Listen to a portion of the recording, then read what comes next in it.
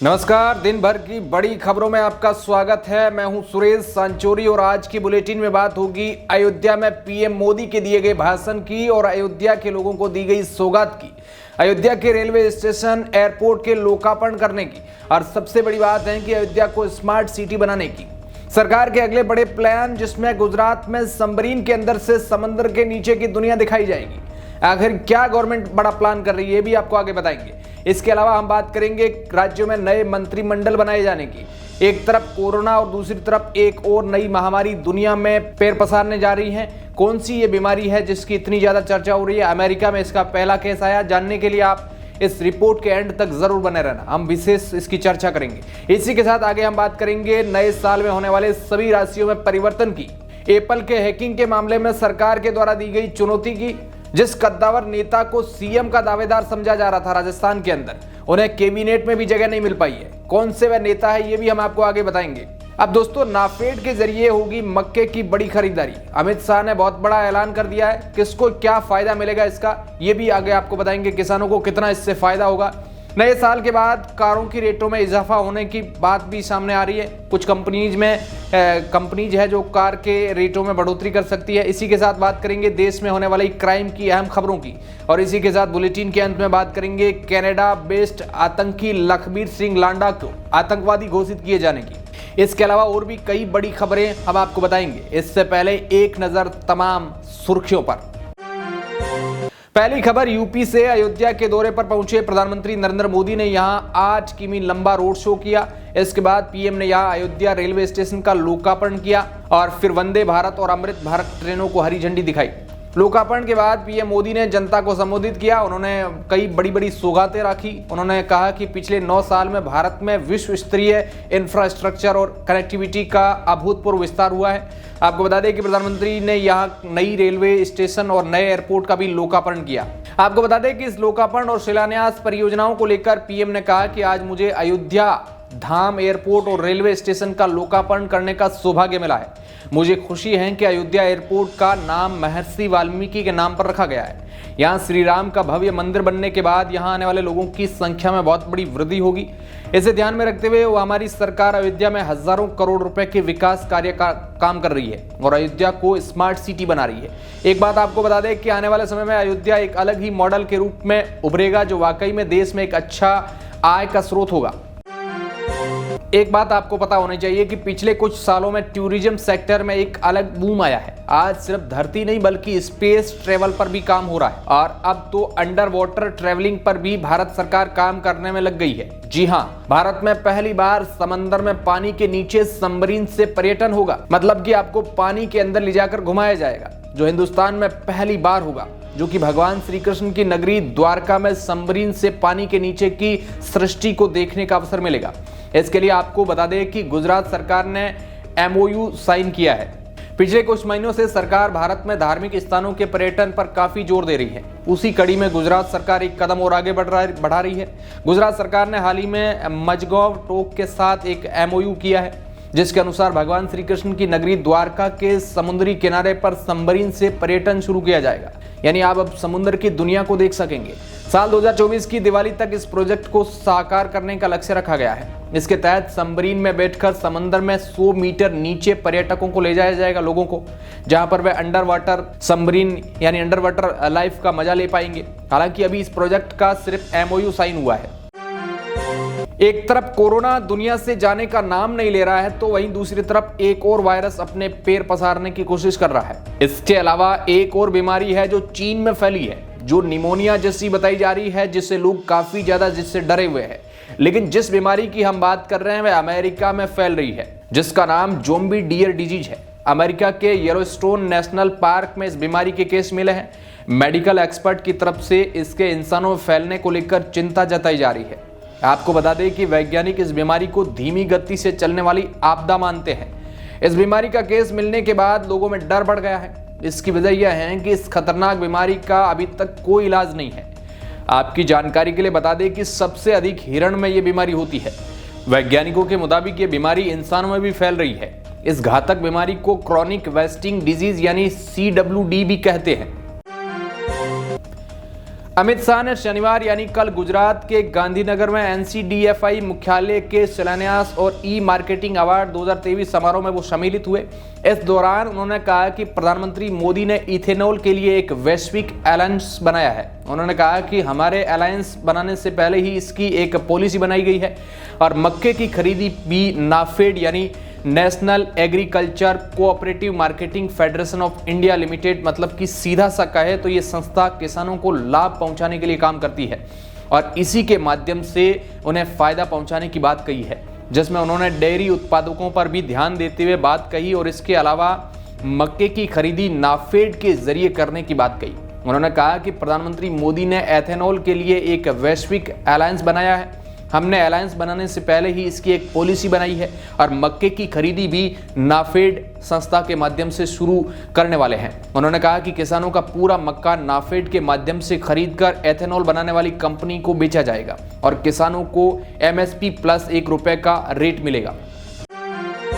अगली बड़ी खबर है, भारत ने आतंकियों को लेकर एक और बड़ा कदम रख दिया है, जिसमें आपको बता दें कि बब्बर खालसा इंटरनेशनल के सदस्य लखबीर सिंह लांडा को केंद्रीय गृह मंत्रालय ने आतंकी घोषित किया है। केंद्रीय मंत्रालय ने लखबीर सिंह लांडा को आतंकवादी घोषित किए जाने को लेकर अधिसूचना जारी कर दी है। आपको बता दें कि लखबीर सिंह लांडा भारत की धरती पर नहीं है, वह कनाडा में बैठा है और वहीं से अपने गैंग को ऑपरेट करता है। इसे लेकर कनाडा गवर्नमेंट को भी भारत सरकार ने फटकार लगाई है। तो कौन है लखबीर सिंह लांडा, चलिए उसके बारे में भी आपको थोड़ा डिटेल में बताते हैं। वैसे तो इसका पंजाब में जन्म हुआ है, लेकिन अब यह भारत में नहीं है। इसका कनेक्शन बब्बर खालसा के साथ है। अधिसूचना के मुताबिक लखबीर पर आरोप है कि उसने मोहाली में पंजाब पुलिस इंटेलिजेंस मुख्यालय पर रॉकेट की मदद से हमले को अंजाम दिया था। सीमा पार से IED यानी हथियार और विस्फोटकों की सप्लाई करने का भी इस पर आरोप है। साथ ही लखबीर सिंह लांडा अलग अलग आपराधिक मामलों में भी शामिल रहा है, जिससे आतंकी मॉड्यूल को खड़ा करना, जबरन वसूली, हत्याएं, IED लगाना, हथियारों और नशीले पदार्थों की तस्करी और धन का इस्तेमाल शामिल है। कुल मिलाकर आपको बता दें कि भारत सरकार अब अपने दुश्मनों को लेकर बिल्कुल सतर्क हो गई है। भारत सरकार ने अपनी एडवाइजरी में कहा है कि जहां कहीं भी यह शख्स दिख जाए उसे कहीं पर भी दबोच लिया जाए और धर लिया जाए इसे। राजस्थान में पूरे 27 दिन बाद भजनलाल शर्मा सरकार ने मंत्रिमंडल का गठन किया है। आपको बता दें कि राज्यपाल कलराज मिश्र ने 22 विधायकों को मंत्री पद की शपथ दिलाई है। इनमें 16 पहली बार विधायक बने। हालांकि एक सीट पर वोटिंग बाकी है, उसके प्रत्याशी को भी मंत्री बना दिया गया है। कैबिनेट मंत्री किरोड़ीलाल मीणा, गजेंद्र सिंह खेवसर, राज्यवर्धन सिंह राठौड़, कई बड़े नाम इसमें शामिल है। कुल 22 मंत्री बनाए गए। इनमें से 12 कैबिनेट मंत्री है, 5 राज्य मंत्री स्वतंत्र प्रभार वाले और 5 विधायकों को राज्य मंत्री के रूप में शपथ दिलाई गई है। श्री कर्णपुर से बीजेपी प्रत्याशी है, जहां 5 जनवरी को वोटिंग है, क्योंकि एक की मृत्यु के चलते चुनाव के बाद यहां मतदान रोक दिया गया था। मंत्रिमंडल विस्तार के बाद माना जा रहा है कि CM भजनलाल शर्मा जल्द ही कैबिनेट की बैठक बुला सकते हैं। अगली एक और बड़ी खबर, जिसमें पहलवान विनेश फोगाट ने शनिवार को अर्जुन और खेल रत्न लौटा दिया है। पुलिस ने उन्हें प्रधानमंत्री कार्यालय तक जाने से रोक दिया है। इसके बाद वे कर्तव्य पथ पर अपने अवार्ड रखकर वापस लौट गई। ओलंपियन पहलवान बजरंग पूनिया ने इसके बारे में X पर इसका वीडियो पोस्ट किया है। वीडियो में फोगाट हाथों में अवार्ड लेकर जाती हुई दिखाई दे रही है। पूनिया ने वीडियो के साथ अपनी पोस्ट में लिखा है कि ये दिन किसी खिलाड़ी के जीवन में न आए। देश की महिला पहलवान सबसे बुरे दौर से गुजर रही है। ये वीडियो वाकई में काफी भावुक कर देने वाला है। इसे लेकर और भी कोई अपडेट आती है तो हम आपको जरूर आप तक पहुंचाएंगे।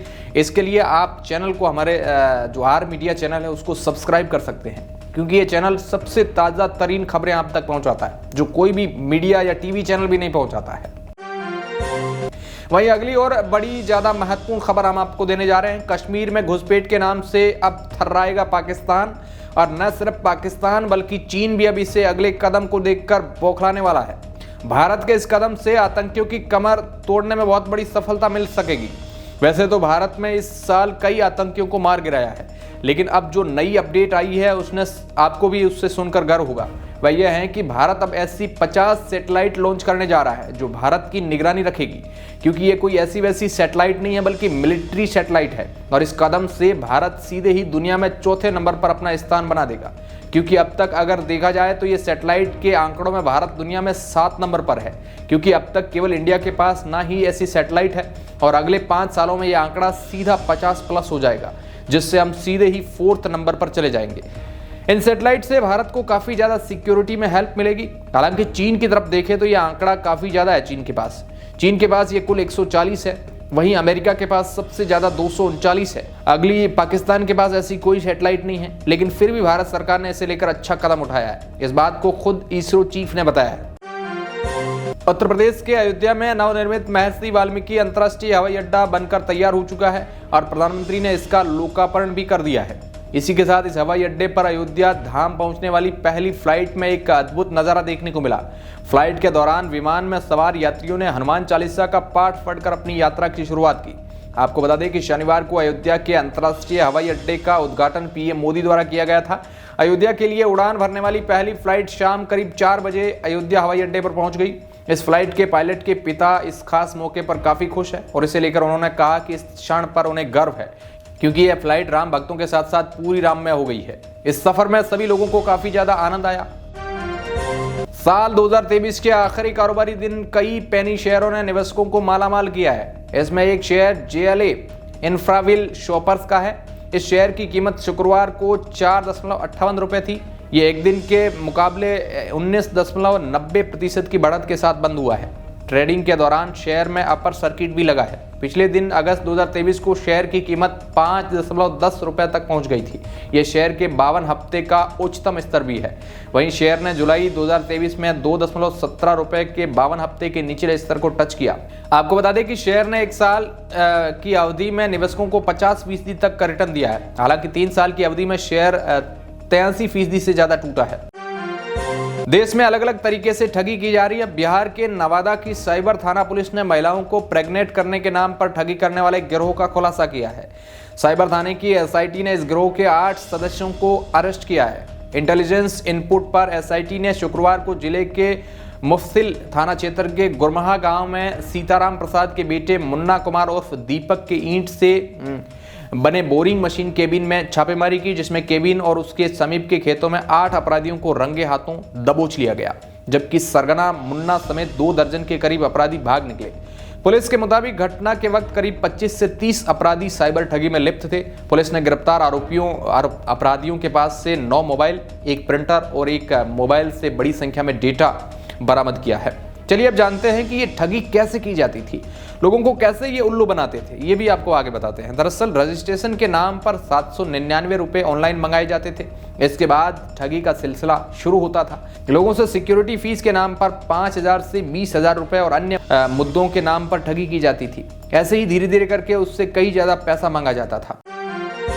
एक और बड़ी न्यूज मैं आपको बताता हूं जो वाकई में आपके लिए काफी जरूरी है। दरअसल इस साल 31 अक्टूबर को सुबह 9:30 बजे तृणमूल कांग्रेस पार्टी की सांसद महुआ मोइत्रा एक्स पर लिखा कि उन्हें एप्पल से वार्निंग मैसेज आया है कि उनके फोन को स्टेट स्पॉन्सर अटैकर्स ने हैक करने की कोशिश की है, जिसमें महुआ मोइत्रा अकेली नहीं थी। उनके साथ साथ शिवसेना के सांसद प्रियंका चतुर्वेदी, कांग्रेस नेता शशि थरूर सहित कई और विपक्ष के सांसदों और कुछ पत्रकारों का दावा था कि उन्हें एप्पल ने ऐसी चेतावनी दी थी।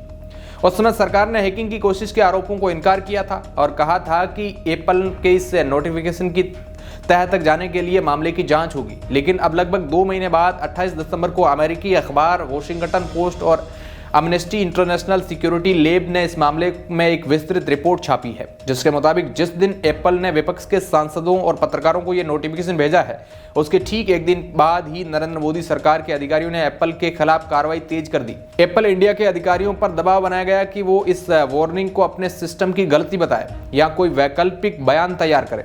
रिपोर्ट के अनुसार इस तरह के सार्वजनिक दावों से अलग प्राइवेट में मोदी सरकार के अधिकारियों ने एप्पल के भारत में प्रतिनिधि को बुलाया और कहा कि कंपनी वार्निंग को लेकर हो रहे राजनीतिक असर को कम करने के लिए सरकार की मदद करे। इतना ही नहीं, सरकार ने एप्पल के देश से बाहर रहने वाले एक सिक्योरिटी एक्सपर्ट को बुलाया और उनसे कहा कि इस नोटिफिकेशन को लेकर एप्पल की ओर से सफाई पेश करने के विकल्प को तैयार करे। मतलब कि किसी के तौर पर कहे तो अमेरिका का कहना यह है कि मोदी गवर्नमेंट एप्पल कंपनी पर दबाव बनाने की कोशिश कर रही है और इससे कहीं ना कहीं हमें ही नुकसान होने वाला है। उनका कहना है कि उनके मुताबिक 3 लोगों के द्वारा उन्हें एक अलग अलग स्टेटमेंट दी गई है। राजस्थान में आज मंत्रियों की शपथ के बाद जिस तरह से विधायकों को जगह मिली है, ऐसे में भी एक नाम काफी ज्यादा चर्चा में रहा है, वह है बाबा बालकनाथ का। और एक वक्त इस नाम को लेकर काफी ज्यादा चर्चा थी, यहाँ तक कि उन्हें सीएम फेस बनाने की भी बात कही जा रही थी। लेकिन अब जो देखने में आ रहा है उससे पता चलता है कि इन्हें मंत्रिमंडल में भी जगह नहीं मिली है। दरअसल राजस्थान में बाबाओं महंतों को मंत्री न बनाए जाने का चलन रहा है। अशोक गहलोत और वसुंधरा राजे की 25 साल की सरकार में कोई भी चर्चित बाबा या महंत मंत्री नहीं रहा है। पहली बार बीजेपी में ये 3 प्रमुख बाबा, महंत और आचार्य चुनाव जीत कर आए हैं। ऐसे में इनके मंत्री बनने की उम्मीद बढ़ गई थी क्योंकि तीनों मुस्लिम बहुल सीटों पर चुनाव जीते थे। ऐसे में इनके लिए चीजें आसान दिखने लगी थी। लेकिन अब आप इसके बारे में क्या सोचते हैं, कमेंट के माध्यम से हमें ज़रूर बताएं। वैसे आज की खबर में बस इतना ही। एक बार फिर हाजिर होंगे ऐसी ही ताज़ा तरीन और विस्फोटक खबरों के साथ, और हम ऐसे ही ताज़ा तरीन बड़े बड़े विस्फोट, बड़े बड़े खुलासे इस चैनल पर करते रहेंगे। आप इनके बारे में क्या सोचते हैं, अपनी राय आप चैनल के माध्यम से ज़रूर दें। धन्यवाद।